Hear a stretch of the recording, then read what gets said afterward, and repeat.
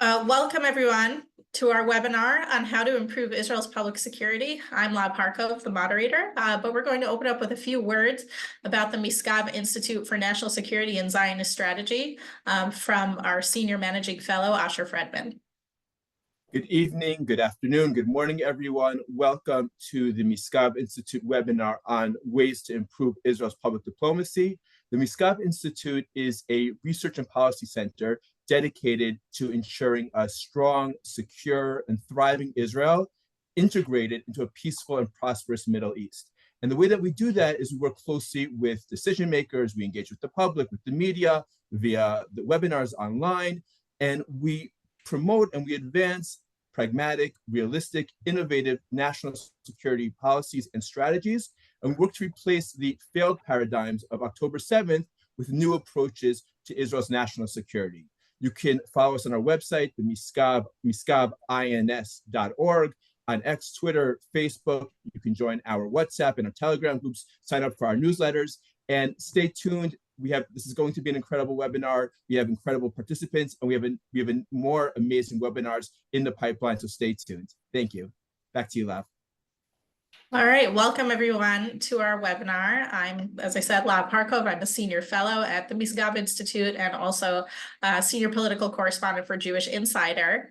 And I'm here with, I think, really exciting guests. I think Eylon Levy, who needs almost no introduction at this point, but he is the former Israeli government spokesman.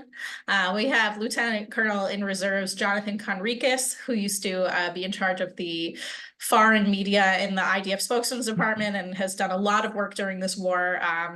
First speaking for the IDF in foreign media, and since then just doing other work advocating for Israel, and he's now a senior fellow at the Foundation for Defense of Democracies.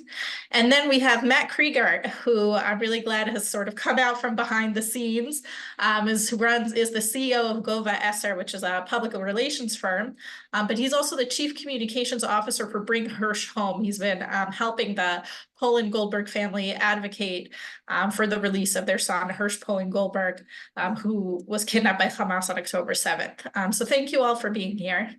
Thank you. We're here to talk about what went wrong or what has gone wrong with Israel's public diplomacy and how it can be fixed. And each of you represent a different area. And so I guess I'd like to hear your experiences and in each of your areas and what you think sort of is the problem. Eylon, let's start with you. You know, we're working out of the Prime Minister's office, not physically, because they put you guys in Tel Aviv, but it was through the Prime Minister's office infrastructure. But what do you think is wrong with the government's public diplomacy strategy? Look, our public diplomacy sucks because we lost our star spokesman. I don't know who let Jonathan Conricus leave reserves, but it's an outrage because I was getting my information straight from Jonathan's Twitter and his amazing interviews. And I think he and Peter Lerner together managed to do as many interviews a day as we were able to fit in a week.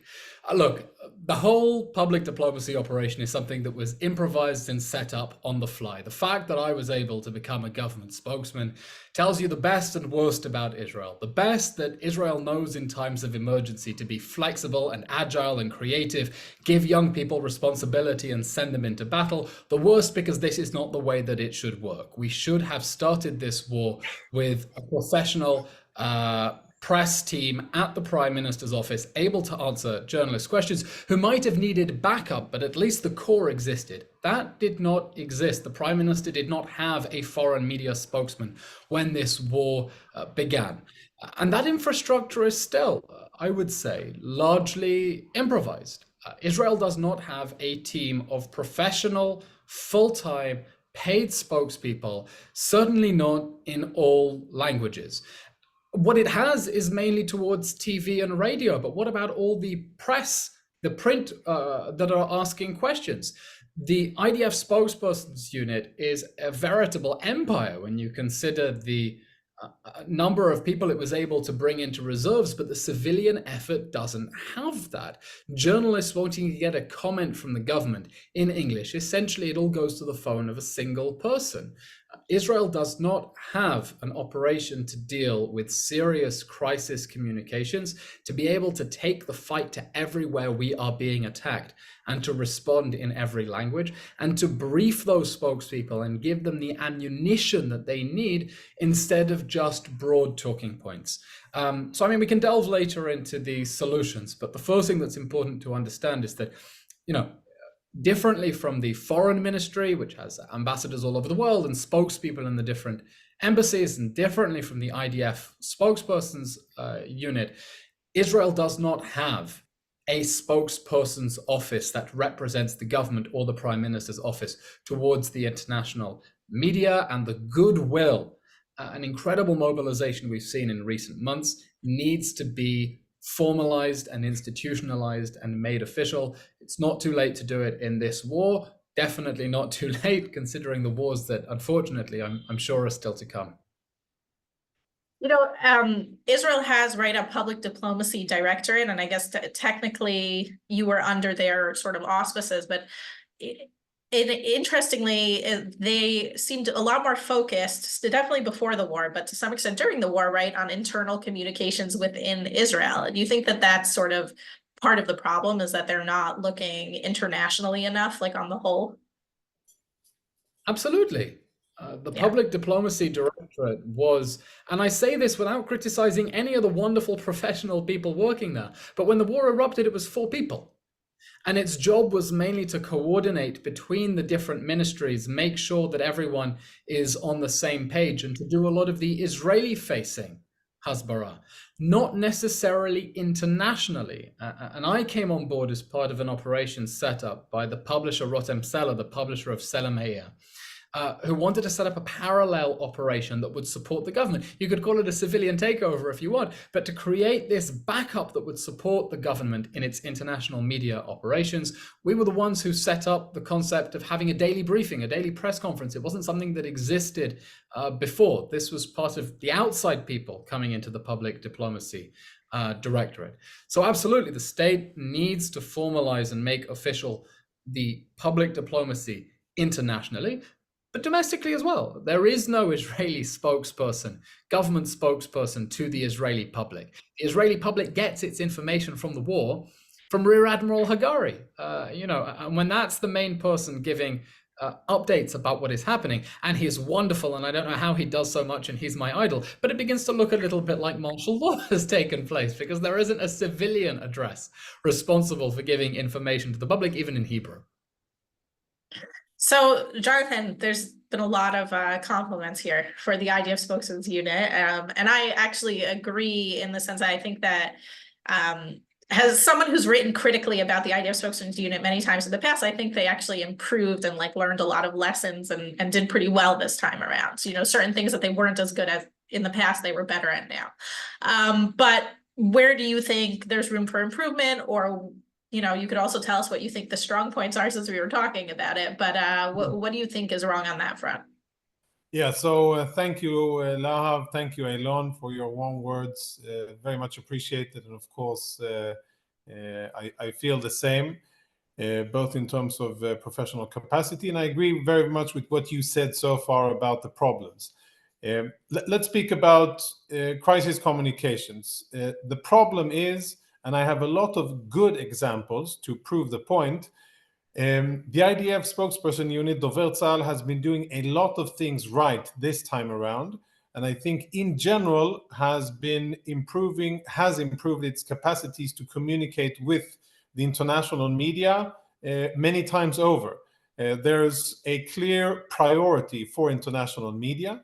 In times of crises, the El Ahli hospital incident, WCK, UNRWA, and many other incidents, the Al-Shifa hospital, then international media is prioritized, and the spokesperson unit, Admiral Hagari, speaks in English and really puts international media front and center. And we've seen multiple cases where international media has been given access to breaking news that Israeli media, the vaunted military correspondents, the Katavim Atzvaim, are not getting access to. And you see it on Sky and CNN and BBC and other places. That is part of an understanding, which I think is very much correct, and it is commendable, that there is a very important need that communicating well with the world and at least being out there on the media battlefield is an enabler, a very important enabler for the IDF to continue to operate. Now, where it gets complicated is that, there's good examples of crisis communication, but there is a missing strategy. And yes, the IDF spokesperson unit is powerful and has personnel, has a system in place, which now I think under Hagari and with the very important behind-the-scenes contribution of Brigadier General Manelis in reserves, he was very instrumental in getting this done behind the scenes, and I think that unit has done well. What I think is missing on the big strategic level is for the state of Israel to say, okay, international PR, by the way, I despise the word hasbara, but international public relations or public affairs is a strategic enabler. And if we don't do it right, we are shooting ourselves in the foot and we are limiting our freedom of action to operate and to pursue our strategic goals. Now, to take civilian examples, right? Israel is a world leader in recycling water, generating water from nothing, and managing our water system. That's a good example of the state of Israel seeing a challenge and then addressing it systematically, not just a one-off, two guys in Jerusalem who have a sign outside of their door saying we're the press office. No, but really in an institutional way, where there's multi-ministry cooperation, where there's a clear hierarchy of structure, and where the vector and the importance of the effort is very clear to everybody. That is not the case in Israel. And in this war, we've seen various very smart and clever attempts and crisis communications where the IDF spokesperson unit has done well, and of course complemented by the strategic level, Elon and others who are fluent and very. The IDF taking the lead. This operation is driven by the military, not by the civilians. Exactly, which isn't how it's supposed to be. It should be driven by men and women, preferably women, in suits who do not only represent the military, but speak on, both of us are guys, white guys, and I'm propagating for women of color. No, you can call yourself white. I'm Sephardi. You won't call me white. Well, I'm half. Anyhow, what I think is the really the important missing piece here is for the state of Israel to address international communications as a national enabler, and then find and facilitate a structure, hierarchy, priorities, funding, budget, and personnel to prepare it in daytime, in regular times, more or less normal times, and then have it ready for wartime. That is not the case that we have now. And as the future goes on here, as we'll elaborate ideas, I have examples of how this can be done.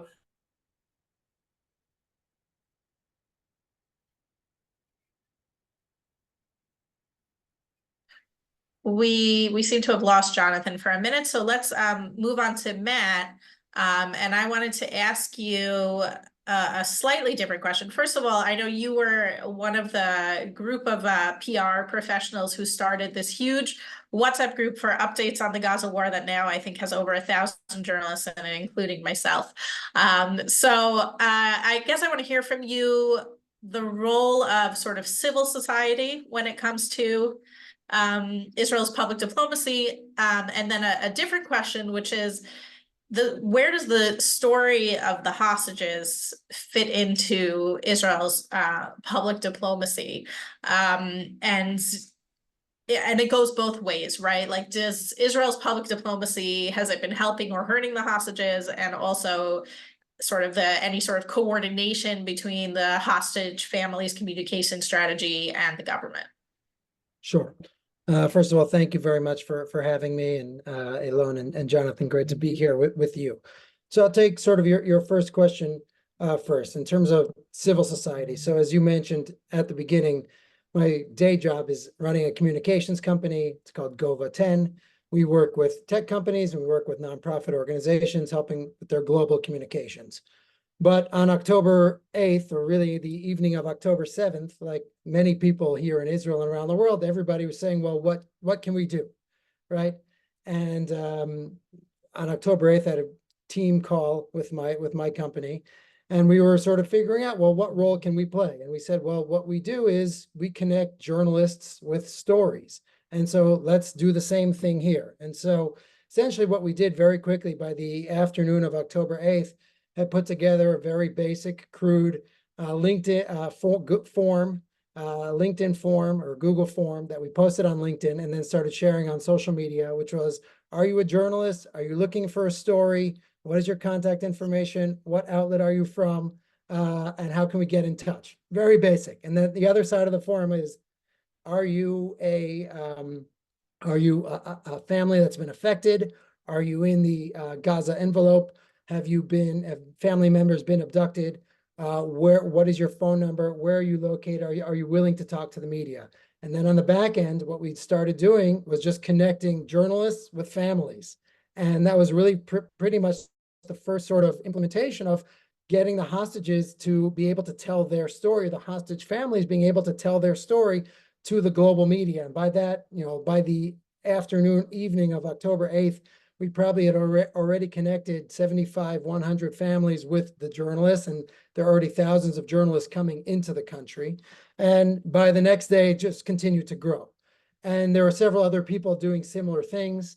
That WhatsApp group that you mentioned, I believe, was started by someone named Arika Gassi, and several others that were very involved in that process. And then on Tuesday, October 10th, my friend Yaakov Katz and I and several others, we put together what was basically the first press conference for hostage families. And we said, at that point, I had known a couple of the American families, and Yaakov had known a family or two, and we connected with someone else. And we gathered 4 American families together. Someone had connected us with the Carlton Hotel in Tel Aviv, where many of the journalists were staying near or nearby. And that afternoon, we just, again, very simple form. We're putting together a press conference, invited however many media were there, shared it with that group. By that time, had over 1,000 journalists.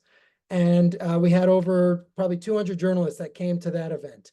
And that just continued for the first several weeks. And as Alon was saying, and as Jonathan had mentioned, there was no sort of infrastructure in place to deal with this. And so, yes, it highlights the very bad part of Israel in those first few days, but also the very good part where civil society and people like myself and many others understand we have something very specific to offer, and let's leverage that talent in order to help Israel and the hostage families tell their stories.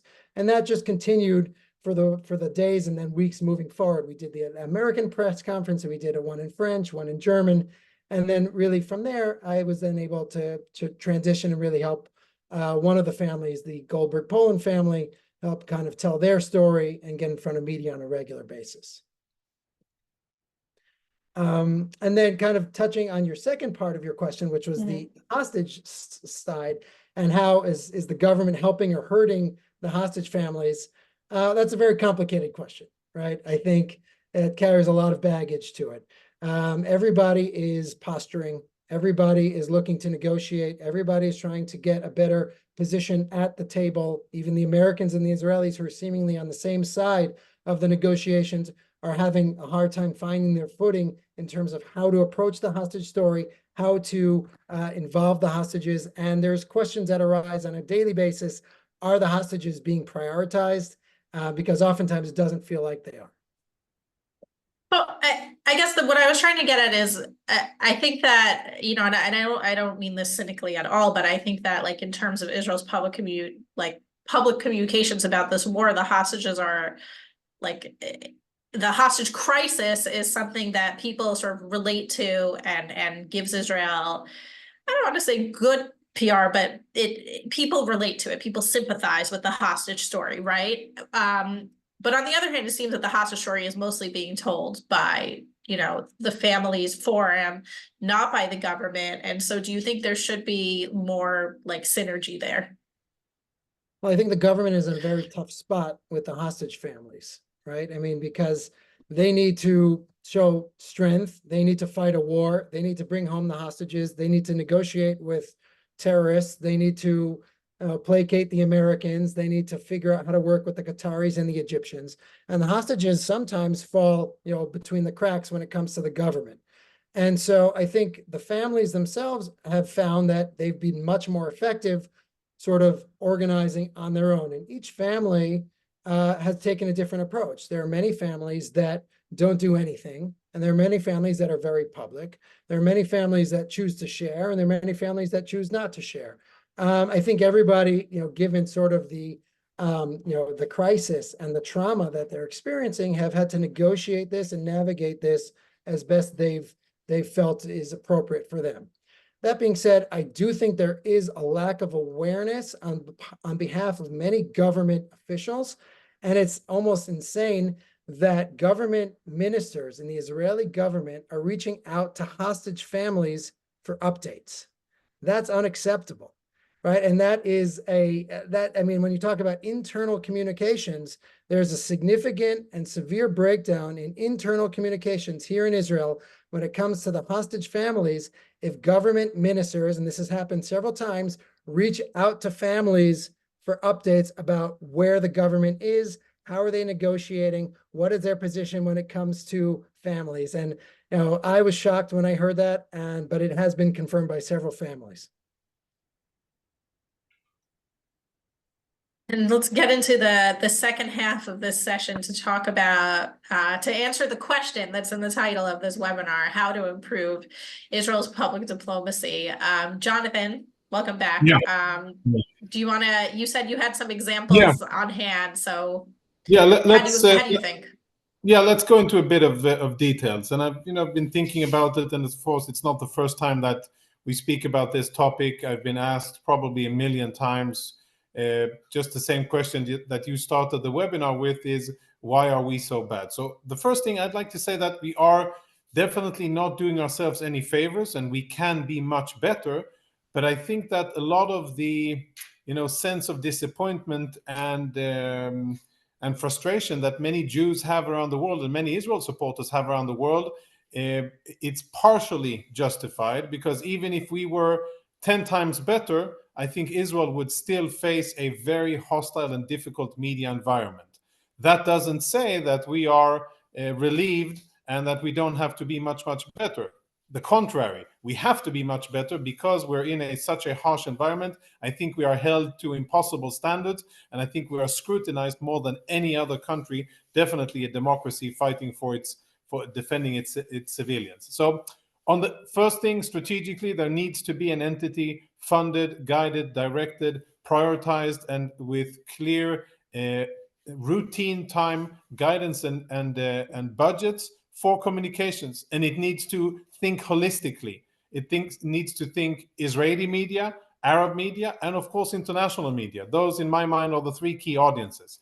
Now, below that level, below that national infrastructure, which needs to be robust, with lots of people, good salaries to draw lots of talented spokespersons, and not only the figureheads who face the media, but people who know strategy, people who excel at visual imagery, people who are excellent at social media strategizing, editors, and photo editors and video editors and visual artists, fact checkers, and people who are excellent at open source intelligence. That is the kind of people who we need, permanently based, who need to be sitting, working together, and preparing themselves for the day that they are really needed, but also in the in-betweens, because many times we've seen that the spokesperson unit and parts of the PMO have been really good at responding to a crisis, but then in the downtime in between crises, we drop the ball many times. So we need to have consistency. Now, the topics where we need to improve really, really well,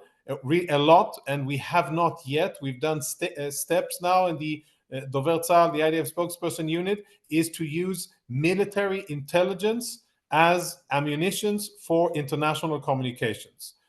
Good things have been done during this war with UNRWA, with Hamas terrorists, with exposing Hamas leadership, with many other things and many other good examples. We need to make this institutionalized, and there need to be permanent assets in the IDF whose sole job is to provide intel for public relations, high quality visual imagery, communications intercepts, and anything else that is good ammunition in order to use in the media battle that we fight every day.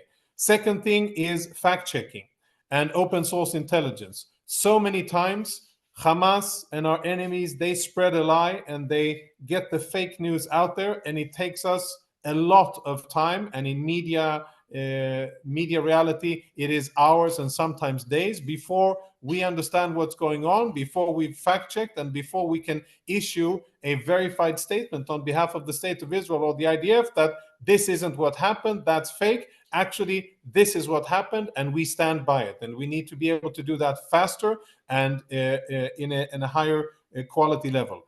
We need to improve our visual capabilities. If you look at Hamas and Hezbollah, sadly, their combat camera units are much better than ours. And I say this with sadness because I hate giving credit to our enemies. Just last night, Hezbollah issued a video of the anti-tank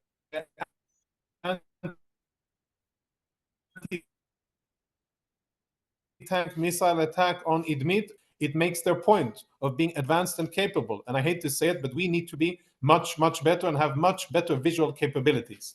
And I see that my bandwidth isn't good, so I'll wrap up. And I'll say that we need to be, what I've seen in this war is commanders in the IDF spokesperson unit, but also the chief of staff in the World WCK situation, which was the mother of crisis communications. You saw the chief of staff of the IDF at 2 a.m. issue a statement in English, not for the Israeli media, but a for the video. international media. Yes, a video. And he also briefed international media. That is exactly the kind of understanding that we need, of understanding that in some cases, international media needs to be front and center in order to preserve Israeli legitimacy to fight our very legitimate battle. Do you think international media should be allowed to report from Gaza more? I mean, it's the IDF that's blocking them from doing it. It's the IDF under the guidelines of the Ministry of Defense and the Prime Minister's office, but I think the IDF has the ability to allow more if it was so inclined. And sure,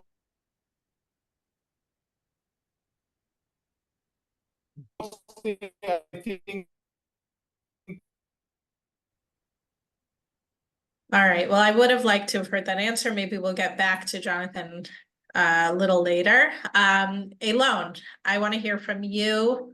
A couple things. First of all, is there something that can be done right away to improve the situation? If whoever is replacing Moshe Kaviv as the head of the public diplomacy directorate were to call you back and say, Alon, what would you do now? What would that answer be? And then the other thing is, it's no secret that apparently political considerations were part of the reason that you you are no longer the government spokesman. And I guess, to what extent do you think the problem is about domestic politics? The problem with Israel's PR, yeah. First of all, if the government has any sense, I hope that with Moshe Kaviv vacating his seat as the head of the Marach HaSbara, the government hires either Jonathan or someone of his caliber and understanding of crisis communications and how Israel needs to restructure its crisis communications. There is a lot that we can do, and things can happen right now. We don't have to wait until the war is over. First of all, as I said, Israel needs a fleet of spokespeople in all languages who will be trained, who will be centrally briefed, who will have people helping them and cutting their social media and giving them backup and ammunition and research and fact-checking. All of the backup that I had as a spokesperson was volunteers, amazing volunteers. In Israel and around the diaspora, I had every day a team helping me prepare a brief of the major stories in the world, reading through the news to see what hidden details were hidden in paragraph 12 that I might be able to take and would be useful, writing down, transcribing every time Biden, Blinken, or John Kirby sneezed, so that if I had a press conference and I were told, listen, Secretary Blinken is saying so-and-so, I could flick to page 9 and say, well, actually on the 10th of December, Secretary Blinken said this, and you should understand it in that context. But even the person who was sitting at the computer and reading the journalist's questions on Zoom was a volunteer. Okay, the infrastructural backup did not exist, and that has to be institutionalized. We have to do better at crisis communications. Everything Jonathan said had to be run centrally from the government and not just the military. And we need to do a better job of making information accessible to the diaspora. I think part of the reason that I resonated so much with the diaspora was suddenly they felt that they had a central address of a place to go and get information, and they knew where they could get updated. And one of the things I'm trying to do with this new platform that I'm setting up is to try to give the diaspora those tools and the access to information in a centralized, transparent, and structured way. Israel is not fully utilizing the diaspora and the incredible awakening that we have had. But like, it starts with having paid professional people who have contracts, okay, and are full-time paid professionals and aren't feeling that they've put their life on hold in order to contribute to the war effort, while feeling this is their career and they're devoting 24/7 to it, because they are important, valued, strategic members of crisis communications and not an afterthought. All right, thank you. Now, Matt, you as an expert, a CEO of a communications firm, and also someone who's been working with a hostage family, what do you think the government should be doing better? Well, again, I think if you look at the overall setup when it comes to communications on behalf of the hostage families, that entire forum, the Hostage Families Forum, is also almost completely volunteer. And so what that does is leads to a lot of very good intentioned people that don't have experience and don't understand exactly what they're doing or how they're doing it, but end up pushing very hard to achieve excellent results. But, because they're volunteers, don't really understand how to do it as effectively and efficiently as possible. And so we've seen that, consistently happen again and again. I think going back to, sort of what could the government be doing better, I think it is also important to understand, the following. And this was, I actually heard this on Dan Senior's podcast when he was interviewing Scott Galloway, and they were doing sort of this thought experiment. And they said, had Israel not responded on October 7th and October 8th, what would have been the world response, right? And essentially the world response, we're starting from behind, from way behind. Right, the world still would have come out strongly against Israel, even if Israel had done nothing on October 7th. And I think that sort of frames the situation that Israel's kind of going into. So therefore, because we're starting from way behind, all the things that Elon is talking about and that Jonathan is talking about become much more important in terms of professionalizing and institutionalizing how Israel communicates. And I think it is important to sort of think about, from my kind of tech experience, how tech companies or for-profit companies look at this. And I think one thing that's very important as far as being able to kind of have a takeaway from this is that communications between spokespeople and journalists can't be so transactional, right? We can't just look at this as we want to get something from you, and when we have a story, we're going to come and ask you to tell that story however we want. We need to cultivate relationships in a deep way with all of our key journalists and the key people that we want to help communicate our story in the way that we need to do that. And I think that kind of goes back to having an understanding of what are the key outlets where we need to communicate. But even before that, who are the audiences that we need to reach? Where are they located? What languages do they speak?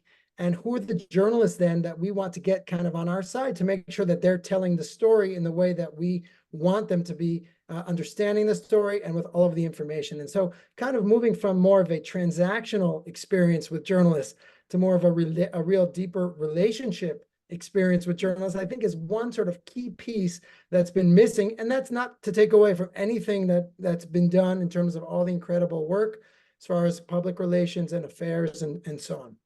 It just hasn't been enough time to cultivate those relationships. But moving forward, that needs to be a real priority as far as mapping and understanding who those journalists are, how to reach them, and how to get them to be more sympathetic to the stories that we're telling. And that also kind of goes back to your point as well before, is yes, the hostage story in general has been more sympathetic. That being said, it is becoming much harder to tell that story in an ongoing way because people are losing interest, and that kind of does get taken with the whole overall anti-Israel stance that many journalists and media outlets do have. So I'm going to start taking audience questions. Anyone who has a question, hasn't sent it yet, can do that. There's, we still have another 20 minutes or so left here, but I'm going to start asking some of the ones I have. So I'll start with you, Matt. We have a question here from someone named Jacob Navone. And I'm going to summarize this question basically, which is that isn't Israel already starting on like a bad footing where people in the West have already been sort of set up to be skeptical or to be anti-Israel? Yeah, no, exactly. And I just mentioned that as well. In other words, Israel, yes, there are journalists and many media outlets that have an anti-Israel bias. That being said, there's many fair journalists that are out there and that are telling a story in as balanced a way as possible and do want to report the facts. I don't have to go outlet by outlet, but people would be surprised in thinking that certain outlets would have a slant one way or the other, and that's not necessarily been the case consistently. It really is a matter of understanding how to work with individual journalists in the right way and come to them with stories that will get them interested and excited to present the facts in a way that excites their readers and gets their readers interested in telling the Israel side of the story. If that answers the question. I think that also goes to what Elon was saying, which is that like you need a lot of staff to do that. Like if your job is just answering questions, putting out fires, putting out a daily briefing, and you don't have people to build those relationships, then nobody's gonna be able to do that sort of extra work, which helps journalists and helps the people who want to communicate a message. So Elon, I have a couple questions for you. You've First of had your all, questions. Let me in. Yes, they're from the audience. This is from Colin Lechy, maybe. I'm sorry if I mispronounced that, but he gave a whole list of examples of really good English language communicators that the government hired over the years. And among them, David Bar-Ilan, Danny Seaman, and he sort of wanted to know what went wrong. Why isn't there anyone? I'll add to that list. He didn't say it himself, but Mark Regev, who worked together with you and does a very good job. Why didn't Netanyahu or why didn't the government have someone doing this job when the war started? I think it's a question you have to ask the government. Yeah, as a political reporter, I have some ideas, but I'll let you answer first. I really don't know why the role of Prime Minister's spokesperson was never filled after the amazing Karen Hajiov finished the role with the previous change government under both Bennett and Lapid. Is it because nobody wanted the job because of the political toxicity of the 64-member coalition government? Is it because the Prime Minister simply never prioritized it? I don't know. I really, really don't know. And I think as part of the Prime Minister has promised to give everyone answers at the end of the war and take responsibility and give full accountability. I think the question of why Israel's public diplomacy was totally unprepared and there was zero infrastructure in place on the civilian side at the start of the war is one of the questions to which the Prime Minister will have to give answers. I have sort of a meta answer to this, if I could just give my own answer as someone who's reported on sort of staffing issues in the Prime Minister office, which is when Netanyahu came into office again in November 2022, he left a lot of roles open, and this was one of them. But another role was the person to coordinate hostage negotiations. There was no one in that role when the war started. Now we have someone. There was no consul general in New York, which, is maybe the importance of that job is sometimes exaggerated, but you want to have someone in New York. It's the biggest Jewish community outside of Israel. And he just sort of, I think he didn't think it was so important to do right away. And then there was a huge political crisis and he just never prioritized any of these things. So he was really left sort of with a lot of key roles not filled when the war started. If I may Because this was add a to role he that, filled with good people in the past. Yeah. If I may add to that, it does not help matters that if you look at the foreign ministry, there was one foreign minister, Eli Cohen, and now there's a new foreign minister, Israel Katz, neither of whom, both may be perfectly capable of doing the job, but neither of whom are English language speakers at a mother tongue level, which seems to be a prerequisite for doing this job well. And that in turn filters down to how they communicate.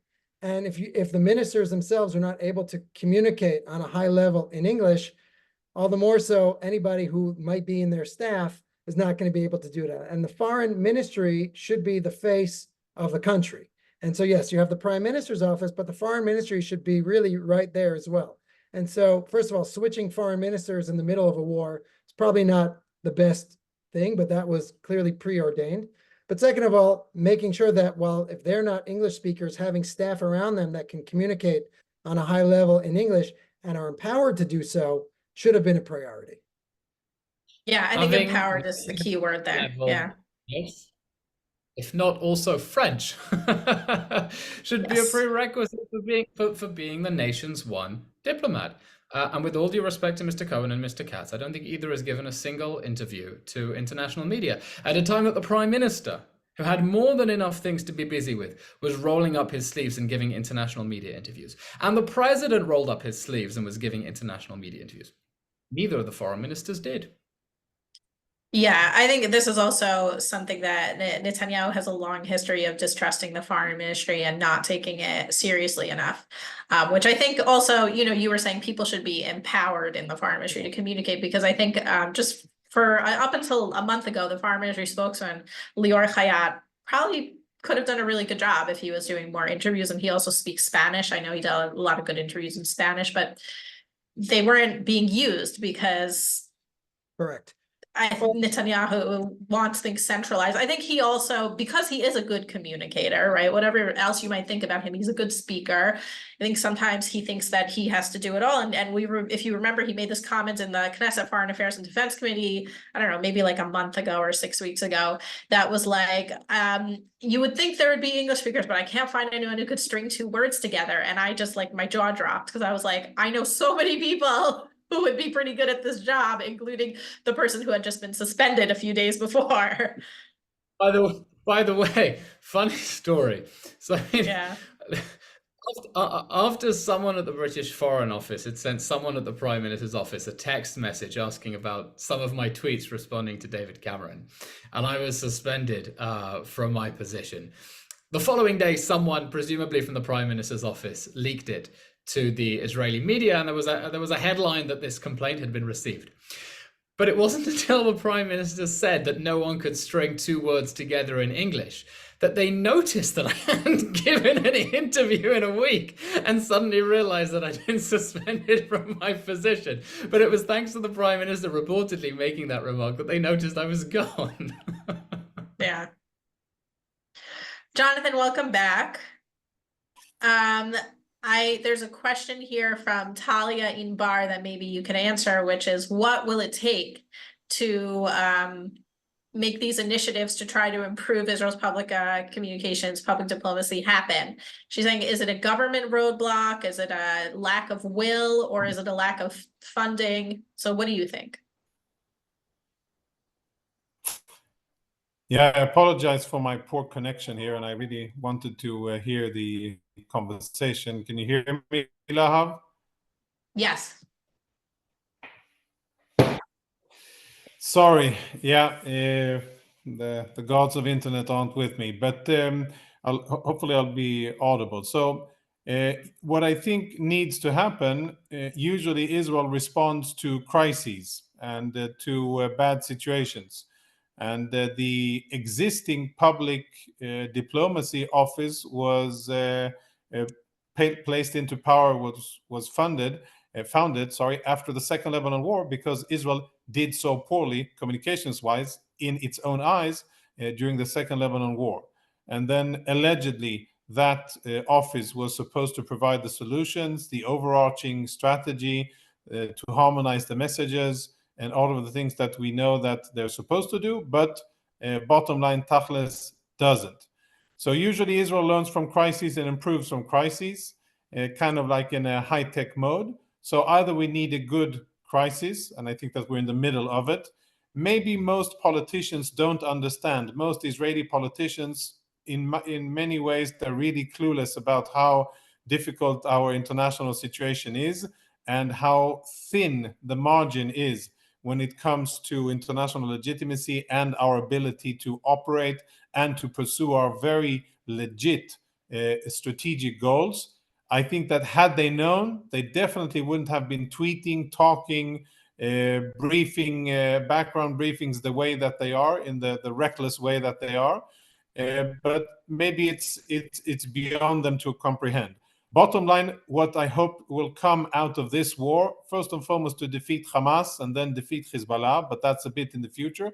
But hopefully for Israel to understand that we need to be much, much better and to build this authority. And I think that the situation with the US and with most of the Western world is bad enough to Israelis to understand that we really need this overarching strategy, different attitudes. Now, what Israel also needs is understanding, the type of understanding that was demonstrated and is demonstrated currently at Dover Tzahal, of simply assessing correctly what to prioritize, whether it's international media or Israeli media.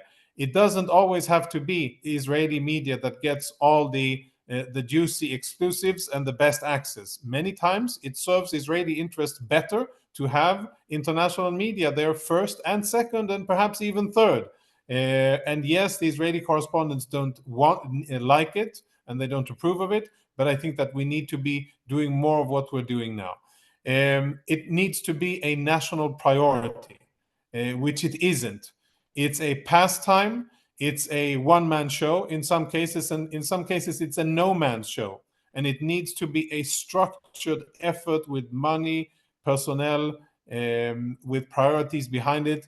And, to be pessimistic, maybe the situation isn't bad enough yet for this to happen. And maybe we still need to go through an American arms embargo, them squeezing an end of the war without us defeating Hamas, for enough Israeli politicians to say, oh, there's a direct link between our quality of public relations and our ability to pursue our strategic goals as a small and surrounded country in the Middle East, which relies disproportionately on one strategic ally, and that is the United States. And if we don't manage that relationship, and the opinion makers and legislators, universities, etc., in the US, then we're in a very vulnerable position.